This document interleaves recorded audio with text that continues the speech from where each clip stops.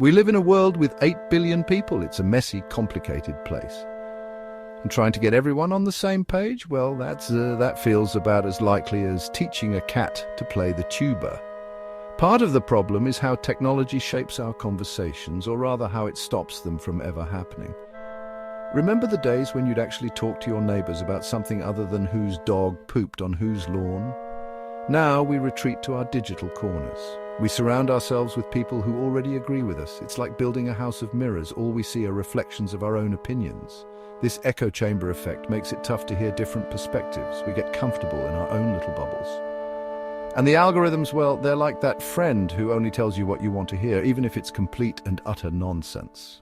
Look, we all love a good dopamine hit, and few things deliver those sweet neurochemicals like social media. But here's the kicker.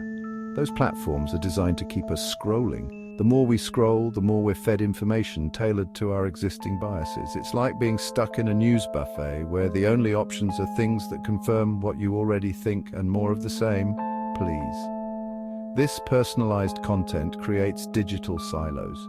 We end up with wildly different versions of reality. It's like we're all watching different movies, yet we're somehow supposed to have a coherent conversation about the plot afterwards. Spoiler alert, it rarely ends well. And here's the real danger. When we're constantly exposed to extreme views, they start to feel normal. We become desensitized to the outrageous and the offensive. And that's a slippery slope towards a society where empathy and understanding are in short supply. This isn't just about online squabbles about pineapple on pizza. This is about real-world consequences. When we can't agree on basic facts, it's hard to tackle big, complex issues like climate change or economic inequality. It's like trying to build a Lego castle with someone who insists on using a hammer instead of their hands. Political extremism thrives in this environment. When people feel unheard and unseen, they're more susceptible to extreme ideologies. It's like that moment when you're on hold for so long that you start to question every life choice that led you to this point. You're frustrated, you're angry, and you're willing to listen to anyone who promises a solution, no matter how outlandish. This is not a sustainable path. We can't just keep shouting at each other from our digital rooftops. We need to find a way to bridge the divide.